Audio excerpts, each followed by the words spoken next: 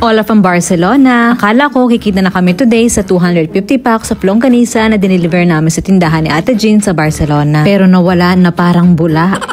Yan ang ikukwento ko sa inyo for today's video. So ito na nga, busy ang team namin na pinungunahan itong aking dakilang asawa na si Chef Jama sa paggawa ng longganisa. Bukod sa longganisa ay nag-produce pa kami ng maraming chorizo Filipino / cured longganisa. Malapit na nga palang matuyo yung ilan dito at malapit na ulit maging available para sa inyo. Bukod sa chorizo Filipino, ay sinubukan din namin ang mas manipis na version nito. Same lang din lahat. Maliit na intestines lang ang gamit namin dito. Yung malalaki kasi inaabot talaga ng 3 linggo bago pa matuyo. Kaya naisipan nga namin na mas mabilis kung mas manipis. So ngayon wala pang pangalan na itong aking bagong small cured longganisa. Ano kayang pwede nating itawag dito? Churipino? Churinisa? Choriza? Anyway, ito na nga. Alam kong excited na kayo malaman anong nangyari at bakit di kami kumita. 250 packs ang naisipan namin dalhin sa tindahan ni Ate Jean kasi gusto rin namin munang tingnan kung ilang longganisa ang kakasya sa freezer niya. 400 nga ang suggestion nitong aking asawa. Sabi ko maawa ka naman dun sa mga katabing produkto na kailangan ting ibenta.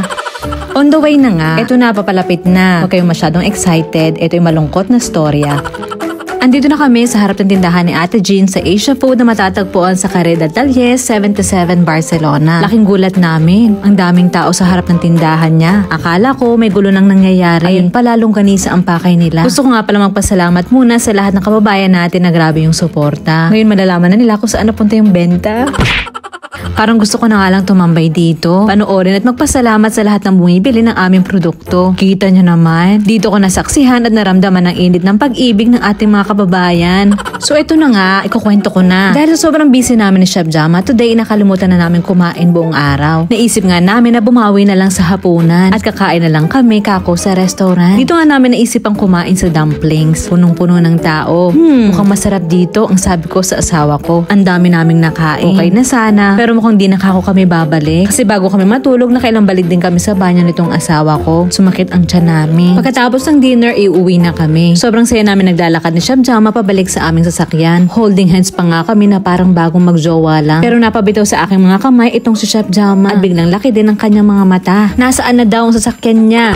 Nahila na pala at kailangan namin magbayad ng multa. Akala namin perfect yung parking na nakita namin. Minsan kasi sa Barcelona, pwede ka na magpark kahit saan paglipas ng 8:00 ng gabi. Dahil taga-bukid kami, mali pala yung akala namin. At dahil din medyo kami, di rin kami nagbabasa. Ang sarap namin kutusan, di ba? Pero let's look at the bright side. 13 years na ako dito ay first time ko makakasakay ng taxi. Bagong experience na naman na di ko makakalimutan. Ang bilis nila magpatakbo. Siguraduhan yung suot nyo lagi ang seatbelt nyo dito. Eto na nga, nagbayad na kami. 222 years daw, sabi ni ate. Sabi ko kay Chef Jama, tara na. Sabi niya, wait lang. Hinihintay niya daw yung susi. Anong susi? Gagi, nasa bulsa mo yung susi. Sabay lakas ng tawa ni ate na nandun sa may bintana. Hanggang sa nagtawanan na nga lang talaga kaming tatlo. Kahit kaming dalawa naman talagang lugi dito.